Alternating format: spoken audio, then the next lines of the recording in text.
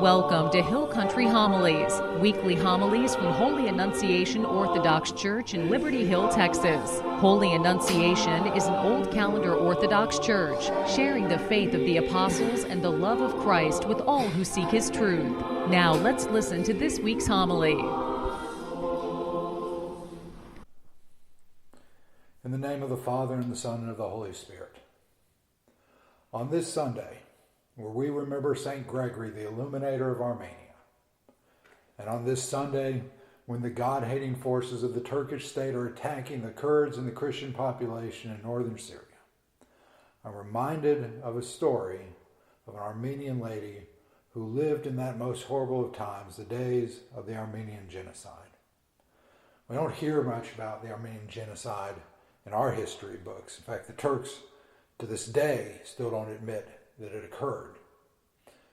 But the Armenian genocide occurred between the years 1915 and 1917, stretching perhaps into the 20s, during World War I, when the leaders of the Ottoman Turkish government set in motion a plan to expel and massacre the Armenian population living in Turkey. And it's estimated that in that time between 600,000 and 1.5 million Armenians were murdered by the Turks, and a similar number were forcibly deported from their homes. During this worst of times, ordinary Armenians were turned out of their homes and sent on death marches through the desert without food and without water. Frequently, they were stripped naked and forced to walk under the scorching sun until they dropped dead. And if people stopped to rest, they were shot. There was a, quote, special organization, close quote, created, and it organized what they called killing squads and butcher battalions to carry out, as one officer put it, the liquidation of the Christian elements. They drowned people in rivers, they threw them off of cliffs, they crucified them, they burned them alive, and the Turkish countryside was littered with Armenian corpses.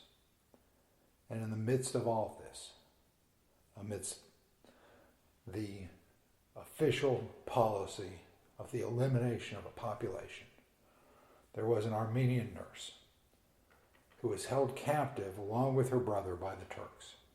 And one day in captivity, her brother was slain before her very eyes by a Turkish soldier. Now, somehow this lady escaped. And later she became a nurse in a military hospital, and one day she was stunned to find that the same man who had killed her brother had been captured and brought wounded to the hospital where she worked. And inside her, deep inside, she heard vengeance, vengeance.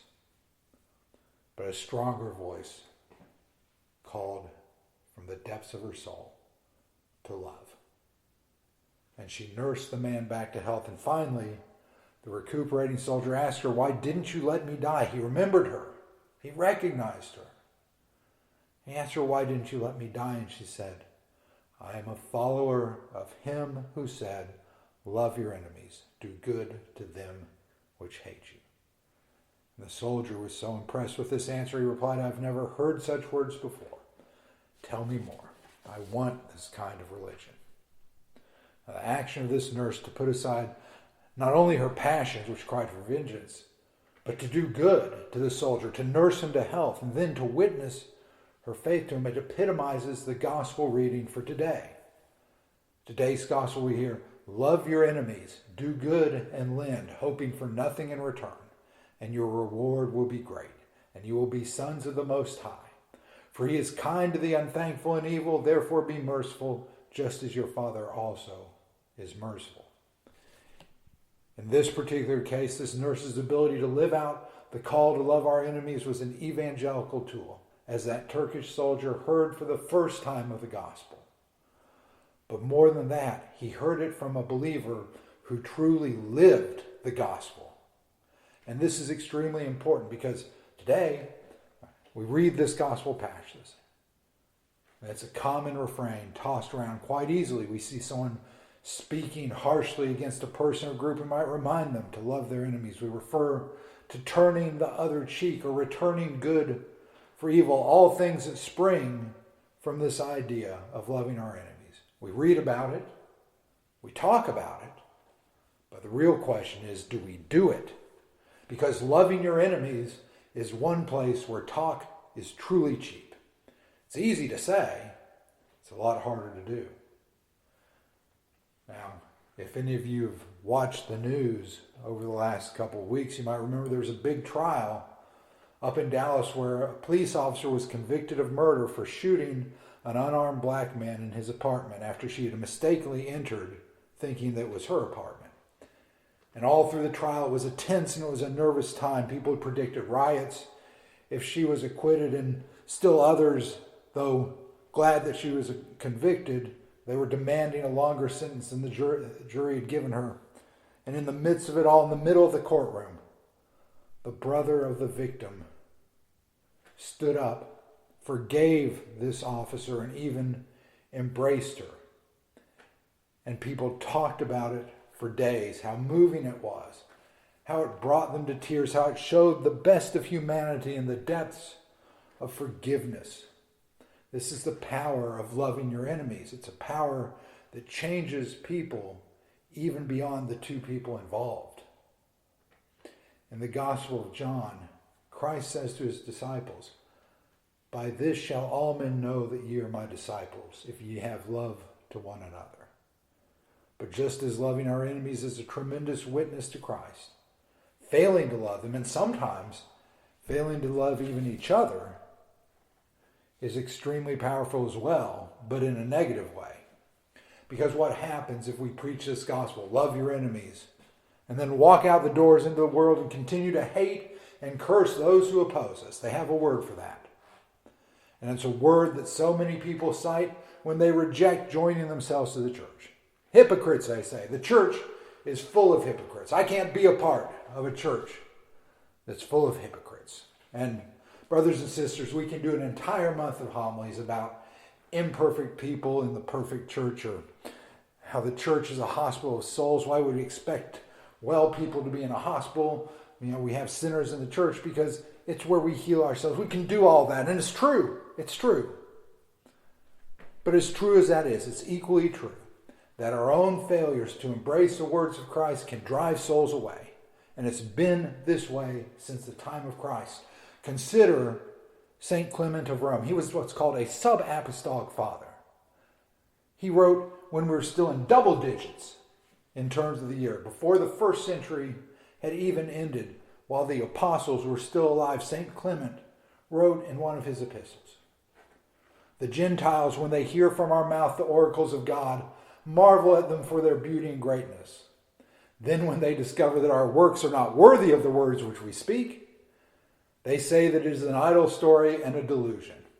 For when they hear from us that God says, 'Love your enemies and them that hate you,' they marvel at their exceeding goodness. But when they see that we not only do not love them that hate us, but not even them that love us, they laugh us to scorn, and the name is blasphemed." Dear ones, from the time of the apostles, Christians have struggled with this hard teaching to love our enemies, or even to love one another at times. And that struggle has been a burden to the faith, exposing us to charges of hypocrisy and delusion. It's not easy. It's not easy to love your enemies. But Christianity isn't easy. It never has been. Ask the martyrs. It's not intended to be.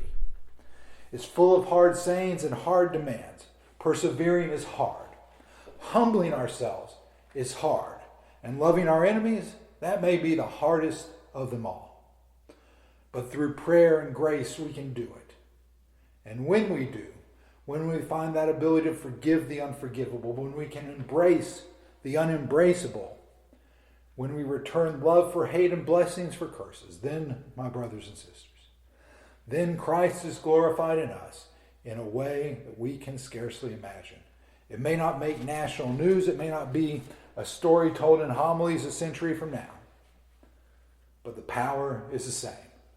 That kind of love changes people because it's so unselfish, so self-sacrificing, that it radiates the love of Christ. And people can't help but be changed by that kind of love. So, brothers and sisters, as we depart today, let us find within ourselves that kind of love that Christ asks of us. Let us withhold our curses and transform them to blessings. Let us extinguish rage in our hearts and replace it with joy and love. As we sing during the Paschal season, let us call brothers even those who hate us, and forgive all by the resurrection, because every time we do this, we show our faith not to be idle, not to be a delusion, but to be that very love of Christ that transforms people in his image. May God grant us all this. In the name of the Father, and of the Son, and of the Holy Spirit. Amen. Thanks for listening to Hill Country Homilies. For more information, visit Holy Annunciation Orthodox Church at www.annunciationtx.com. And please join us again next week.